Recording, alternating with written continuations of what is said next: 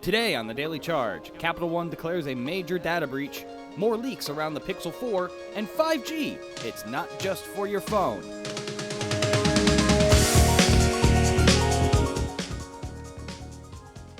Good morning and welcome to CNET's Daily Charge. It's Tuesday, July 30th. I'm Joni Salzman. I'm Shara Tipkin. I'm Alfred Ng. Let's take a look at today's headlines. Credit card company Capital One has been hit by a major data breach. Last night, the company and the FBI said 100 million credit card applications were affected. In fact, your information could be involved if you simply applied for a Capital One credit card going all the way back to 2005. Stolen data included some very sensitive stuff, 140,000 social security numbers and 80,000 bank account numbers. Alfred, how does this breach compare to some of the other ones that we've seen recently? Yeah, this breach is still pretty massive. There's a lot of sensitive data here, along with the social security card and the bank account numbers. Up to 1 million Canadians were affected by this, their equivalent of social security numbers. And they also stole a lot of sensitive data, including things like your address, your birthday, your email address, Right. things that a lot of hackers can use to basically steal your identity. Right. Now, there's been some more news about this morning. What happened today? Yeah, so the New York Attorney General, Letitia James, announced that she was opening an investigation on Capital One. She was also the Attorney General that led the coalition of like 49 other Attorney Generals in the settlement against Equifax. Right. This is a breach like nearly on the level of Equifax. Not as much data had leaked, but you know the potential to steal identity is definitely on that level. Because of the sensitive kind of information they got, Yeah. right? Now, Equifax, earlier this week, there was just a settlement in that case. Yes. What was that? So, yeah, I mean, you can get $125 if you want to, or you can get 10 years of free credit monitoring. To be fair, they are also Capital One is also offering free credit monitoring if you were affected by this breach. Right.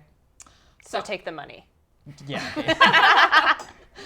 Next up, another leak about Google's Pixel 4 phone. And again, it's from a highly reliable source, Google itself. Google last month self-leaked a picture of the Pixel 4, and they were at it again yesterday, dropping a new video. One of the biggest things we learned, in addition to facial recognition, Pixel 4 will sense motion and hand gestures. Shara, you've covered phones forever. Why is Google, nobody else does this, why is Google keep self-leaking all this stuff? Well, I mean, the self-leaking, it is pretty smart that they do that because I think it's getting really hard to keep any sort of secrets in the tech industry. I mean, when a new iPhone comes out, we know almost everything about it before it actually launches. So instead of letting, leakers and tech blogs break this news, they're leaking it themselves. So it's kind of keeping the interest as you go along. Before this actually comes out, people are talking about it. It's kind of just making buzz until it actually launches. Well, what about this gesture and hand recognition thing? How do you think that's just a gimmick? Do you think it could be really interesting? I don't know. I mean, everybody has tried it, really. I mean, I remember Samsung's had things like this in the past. Other people have been working on it. I don't remember what the phone was. Was it a Motorola or something? Where like LG, I think it was LG, where you had to do these weird gestures to try to do things. And they typically don't work very well. Yeah. So we'll have to see if Google's figured that out and made it so it's actually useful gestures as opposed to something that you're never going to actually use. So the Pixel 4, I believe it's due in October, right? Yeah. What else do we know about the phone that makes it interesting? Yeah, I mean, one of the things that we see from Pixels is the camera. The low light mode is amazing. I think the reviewers typically say that it's better than what you find in like an iPhone. Mm-hmm. So for Google, this is going to be coming, a month after the next iPhone. So for them, like putting out some of this stuff now, they're kind of trying to get ahead of the iPhone and Apple. Yeah. Yeah. And finally, today's main story. The hype around 5G is huge, but when we talk about it, it's mostly a discussion around how fast 5G will make your phone. But 5G could radically change other huge aspects of your life, how you drive, what it's like to go shopping, even your visits to your doctor. Shar, so as you were reporting this story, what were some of the most unexpected things that you found 5G could change going forward? Yeah, I mean, it's funny. You could basically pick any industry and there's potential for 5G to change it. The biggest benefits that 5G has is the speed, but I mean, you can get speed from Wi-Fi in some things. And so it seems like for a lot of the industries, the kind of huge game changer is the latency. Yeah. So like if you're a robot in a factory, you can't have any lag. If you're building a car or, you know, doing remote surgery or something like that, you can't have any sort of delays from, you know, in the internet connection, from what it's telling you to do to you actually carrying out that task. So that's why most things are wired right now. And once you get to 5G, you can actually disconnect. You can have things wireless. So a lot of companies are looking at doing this in their factories. You know, there's other things that aren't necessarily so dramatic that I think are just really interesting, like things that would let you live in your home longer if you're elderly or if you're sick. So instead of being in the hospital, you can, you know, constantly being monitored by machines. You know, your doctor can stop in at any time. You instead could stay at home, and your doctor could, you know, take your I don't know, there's like stroke detection or ultrasounds or things like that that they can instantly see the data as it's coming. So then instead of you having to live in a hospital long term or a nursing home or whatever, you can be in your home. Or, you know, for people who are taking care of their parents, their elderly parents, being able to be connected. And, you know, some of those things, you know, it may not be so earth-shattering, but it could really change our lives and like really make life better. Yeah. You know, some of these things, it could be farther out. You know, 5G is going to take a while to roll out. Yeah. So it seems like, you know, with 5G, when it first comes, it's going to be, you know, besides the phone, it'll be augmented reality sort of applications, gaming. You know, we've seen everybody talk about cloud gaming services like Google, Microsoft, you know, Apple even. And this could, you know, let you play multiplayer games, you know, on your phone or, you know, a specialized gaming device with no lag and, you know, be super responsive. So, you know, that's kind of one of the really, some of the things we'll see first. What about a part of your daily life like your car? Yeah, your car, you know, I think when people think of 5G, they think, oh, great, this is going to help with self-driving cars. That's not really going to be the case. 5G is really short range, especially the super, super fast 5G. So to get the kind of blanket coverage that you'd need to be able to rely on 5G to drive your car is going to take a very long time, if ever. But it's some of those things, you know, it could, for self-driving cars, it could kind of supplement. It could also just really change the infotainment sort of situation where you could be watching live TV from the back seat, or, you know, I've seen some demos where it could, you know, have cameras and help you detect if there's a pedestrian coming. Or, you know, another big thing is cars talking to other cars. So once like cars are connected, your car up, you know, kind of like Waze, but more advanced, would know that, hey, there's a car that's going to be coming over the blind corner or whatever, I should slow down. Or, you know, if like like traffic lights are connected, it could say, if you go 25 miles per hour, you're going to hit every green light.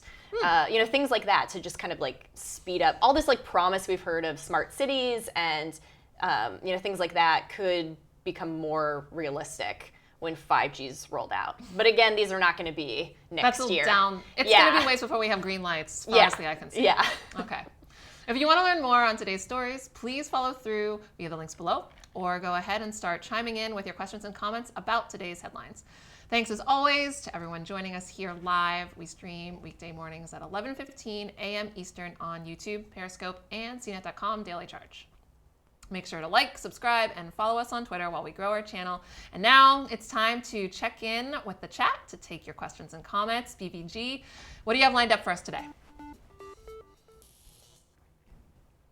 Well, a lot of people have questions about 5G. Go figure. But we're going to start off with this whole debacle. Okay, so let me just go ahead and say, first and foremost, has anyone not been hacked yet? Go ahead and raise your hand if you have not been hacked. In general, any of the hacks? In life, in any corporation out there that exists, have you not been hacked? Because I want to hear about that, because I'm tired of hearing about everybody getting hacked. Imagine Sagi says, do the banking accounts of the breach matter? What is the impact on what they are listed on as far as all checks go? I think what he wants to know is just, depending on your caliber of customer at Capital One, does that increase your danger level, your risk level, or is everybody just basically screwed? Yeah, I mean, you should always come to things with the approach that you're screwed to begin with. I think the sooner you accept that, the happier you will be with a lot of things. Yeah, if you weren't part of the Equifax breach, if you weren't part of the Yahoo breach, if you weren't part of the now Capital One breach, there's gonna be one in like the next like month or so. You can pull up this clip again, and I'll be happy to say I told you so. But yeah, but these breaches happen all the time. Bank account number breaches are definitely a lot more potential for like your identity theft and things to be stolen. So when hackers steal things like your name and your birth date and your phone numbers, they still have to work for like your bank account number. They have to call like Capital One's like, hey, I'm Alfred, and my birthday is this. I lost my card. Can you send me another one? And these like people on the customer call lines will just like send something new because they think, oh, only Alfred could have known that. So that's why like people say to like keep information like that like close to your vest all the time. With a bank, like when you have bank account numbers, it's kind of like that's just an extra tool that they have to further steal your thing, so they can use that information and steal like your tax returns and then get your tax return money instead of that coming to you. Or they can open up new credit card accounts like using your information and then using a bank account number that falls in line of like trusted information of like, oh, only Alfred would know that bank account number. This must be him. So yeah, we'll like give him the money right away. So yeah, bank account number is definitely pretty crucial information, though I don't know if that's what the question was. It's good enough, but wait, I'm confused. Is today your birthday? Every day is my birthday. Got it. Why aren't you getting him presents? I'm working on it. I'm busy back here. Okay? Being here is a gift. So. Right, but that's the gift you give us all, Alfred. Yeah. That's what my parents tell me.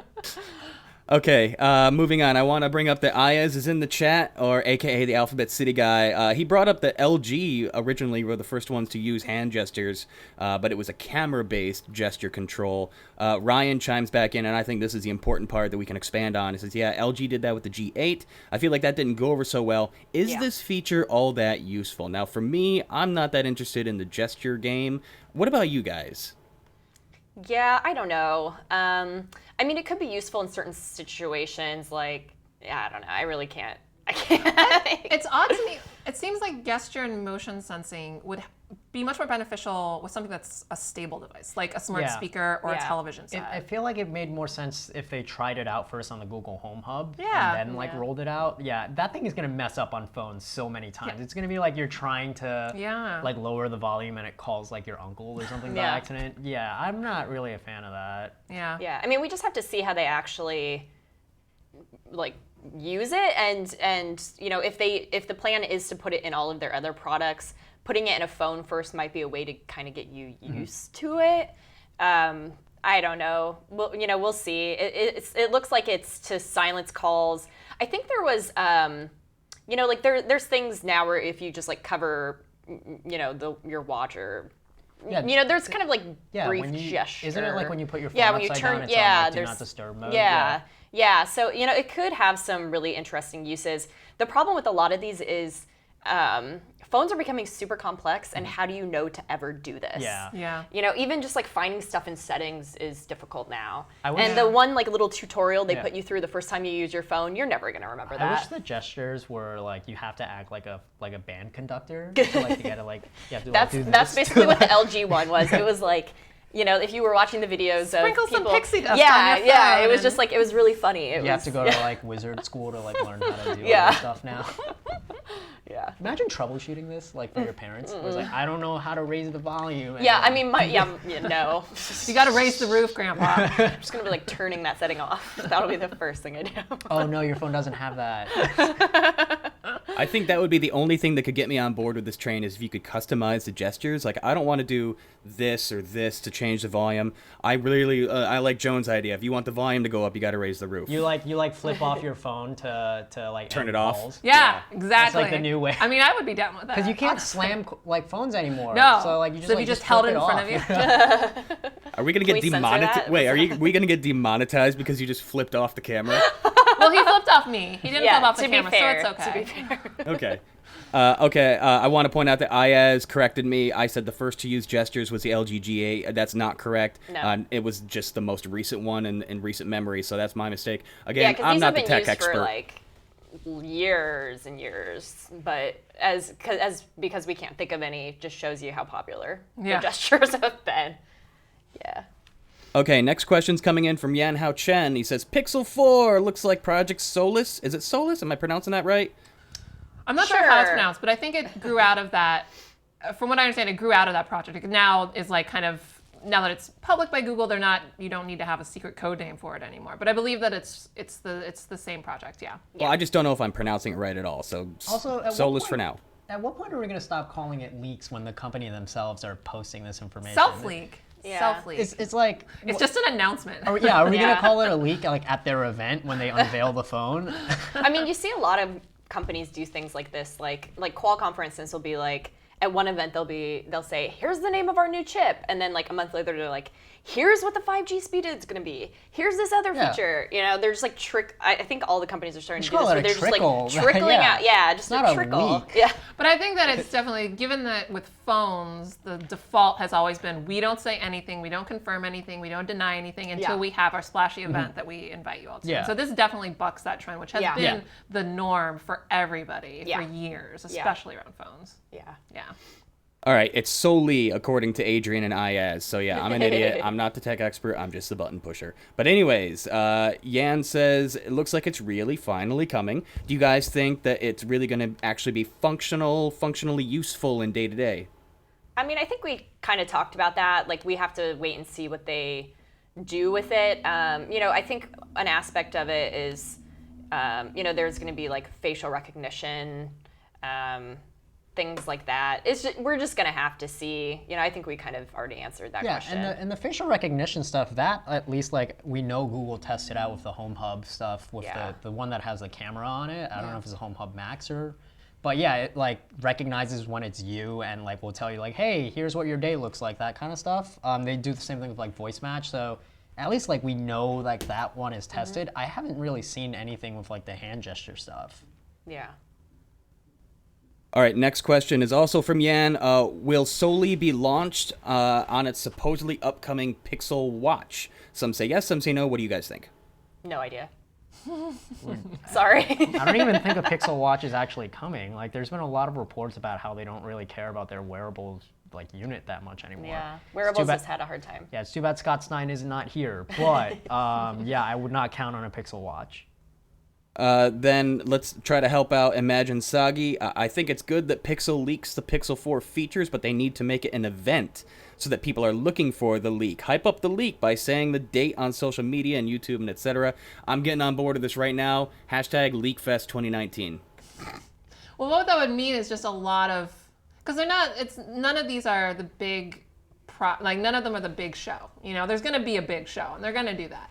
But I think this is, as Shara said, this is a way to get out ahead of the leaks that they don't have sanctioned, where people are finding things out and things are trickling out in other ways. It's just a way to get ahead of that and also start building, instead of speculation, you can at least talk about some things we actually know. Yeah. And, you know, competing with Apple, having more people talk about your product when you're Pixel versus Apple. I mean, a number of people that use Pixels is a fraction of the ones that use iPhones. Do you think? I mean, and we're talking about it now. Yeah. We wouldn't be talking about it now. If it were just like an unsubstantiated leak, we probably wouldn't be talking about it. Yeah. But this, it definitely gets Pixel out in people's conversation more. Do you think that this will backfire on them though on the day of like the big event where it's like we I know don't think everything so. already? Who cares? No, I We don't think always so. felt that way. But I feel like usually, I mean, they're probably not leaking their biggest stuff.